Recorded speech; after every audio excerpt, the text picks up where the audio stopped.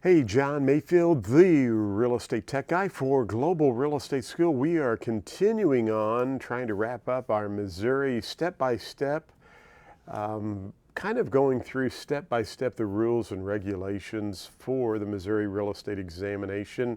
I'm telling you what, if you watch all of these videos that are in the Missouri playlist, you'll pass the Missouri state exam. Trust me, you will, because we're covering a lot of information, and you only have 40 questions on the state test. And so I know you're going to see at least 40 or 40 of those questions from all of this material. So if you need additional help, I can help you with that. We've got some material at Global Real Estate School, but if you want to just watch the YouTube videos, do that. The only thing I ask is that if you did not go to Global Real Estate School and someone says, hey, where do I get my real estate license? You tell them globalrealestateschool.com, and you go over to my Google business and give us a review there for Global Real Estate School, a great review, okay? So you can watch the videos and you'll pass the test. That's the only requirement I ask, is you are forever indebted to me to send anyone you know to Global Real Estate School who wants to get their real estate license, okay?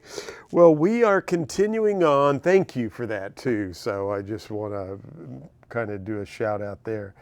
We're continuing on now with the, I'm going to go back over here to my purple.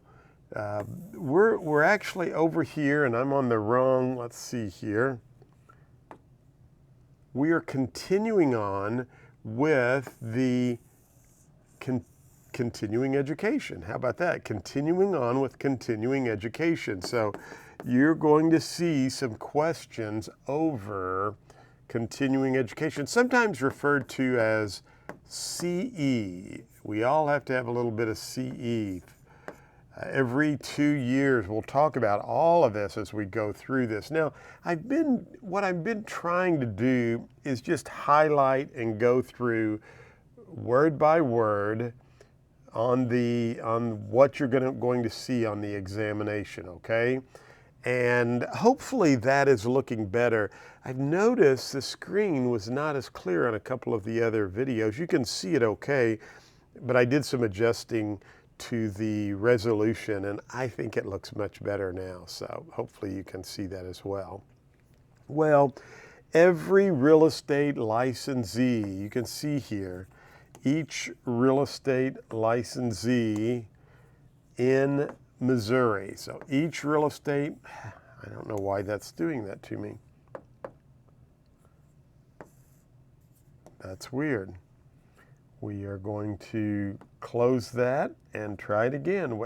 Hey, we are live streaming, and so those things happen. And I have no idea why that's not doing my highlighter. So I'm going to change highlighters and we'll see if that works. No? Very odd. Okay, no big deal. We'll just go with the red pen. So, or the pink pen, fuchsia.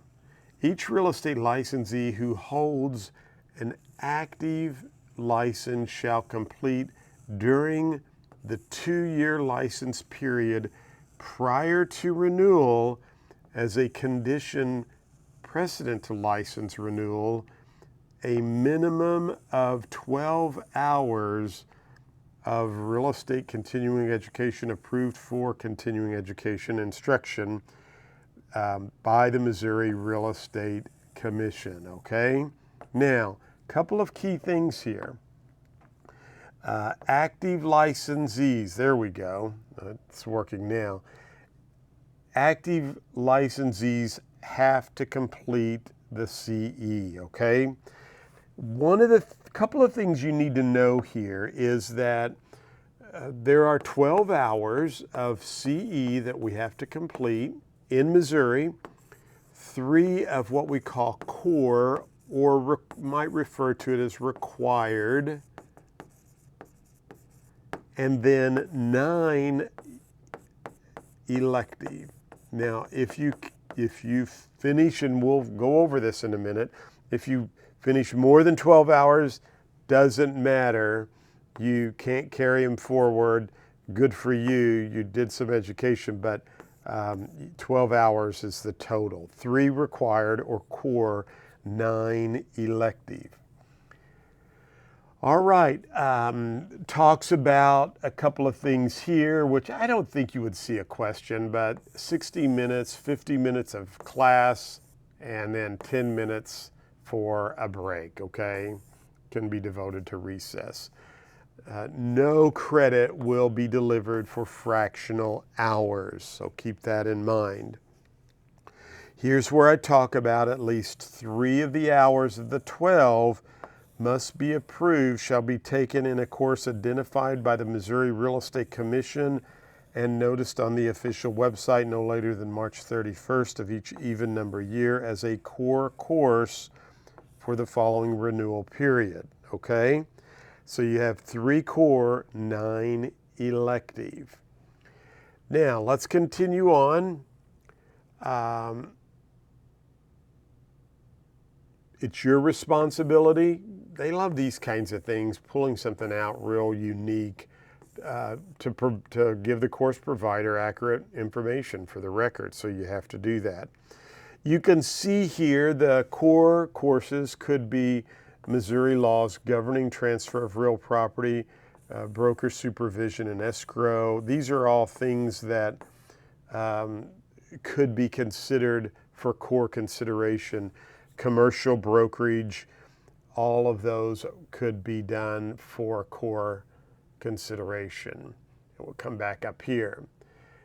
Agency and brokerage relationships, those could fall under the core. Now the balance of the 12, which is 9, right, shall consist of courses that we call elective. And the real key here that you need to understand is that they have to help you become more competent as a real estate professional, and it has to be for the good of the public or the protection of the public, okay? So that's a huge thing. In other words, Missouri is not going to approve continuing education courses that are on technology, that are on motivation, time management. Those courses cannot count.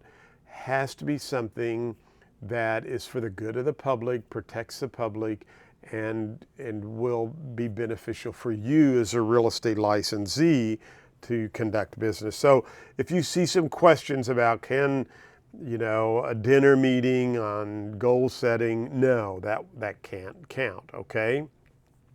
You can receive credit for a course that was taken in Missouri or another state, which has not been submitted by the sponsor, but you're going to have to submit a $10 fee along with the course description, the certificate, and those need to be pre-approved by the Real Estate Commission. This is the key, 90 days prior to the renewal date. So for brokers, that would be sometime in March. For salespersons, that's going to be sometime 90 days before September 30th. So again, sometimes they like these real weird pieces of the license law. Why, I don't know, to put it into a test question, but that would not be bad information to know. Now, they may waive all or part of the continuing education requirement if you've had serious physical injury or illness throughout the 2-year period. Again, you'd have to get this approved. If you've been on active duty in the armed services of the licensee throughout the 2-year license period immediately preceding, that could be waived for CE.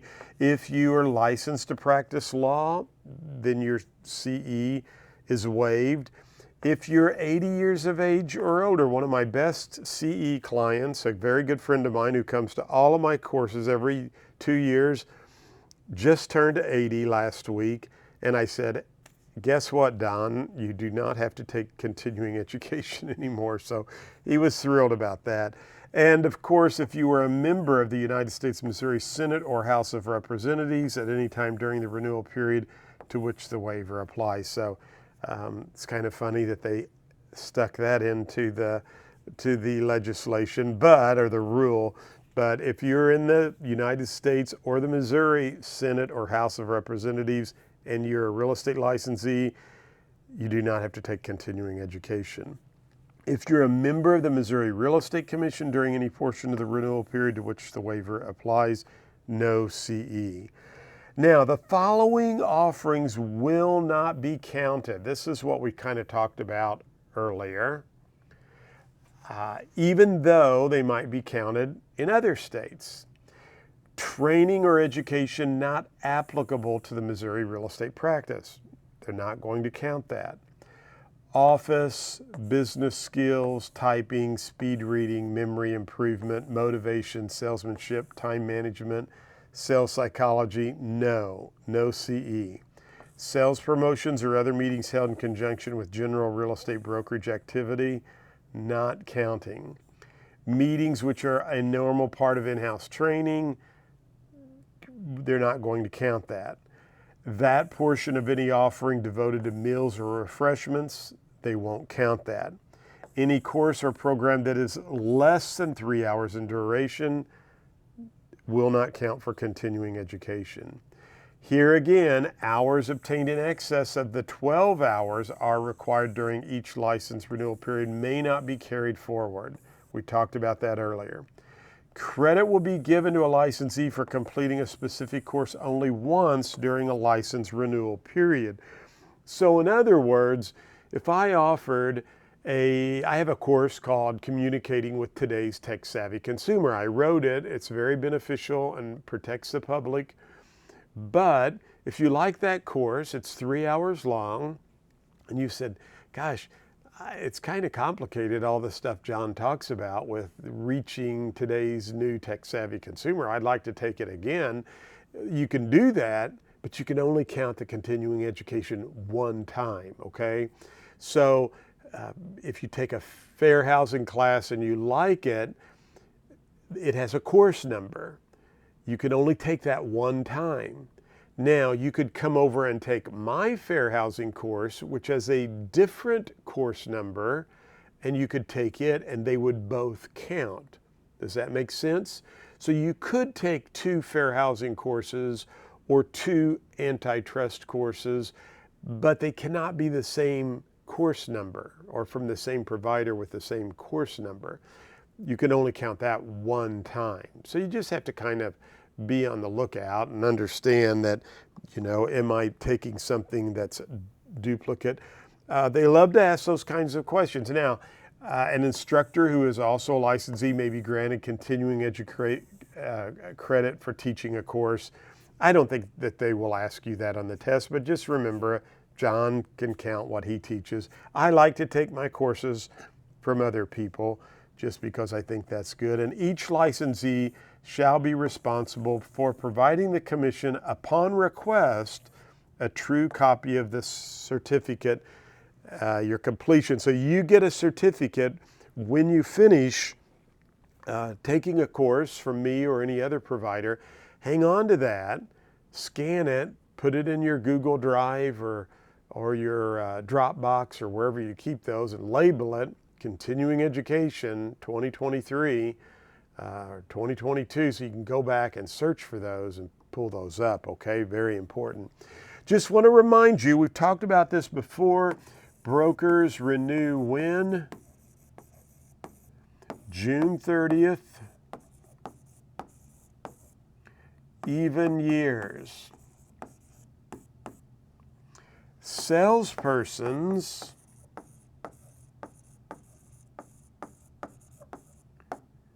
September 30th, even years. Now, can a salesperson renew if their broker hasn't renewed? No. What happens to a salesperson's license if their broker doesn't renew? Well, it's basically, pardon me, basically, excuse me, it's inactive or it's not active at the time because you don't have a broker. So you can't be doing any transactions or business. You could see those kinds of questions on the exam. Brokers need to renew first. What happens if you don't renew your license? You have to go back and take the 24-hour course. Even the brokers have to do that, the 24-hour practice course, and you're going to have to pay the delinquent fee, which is $50 per month or partial month, not to exceed $200.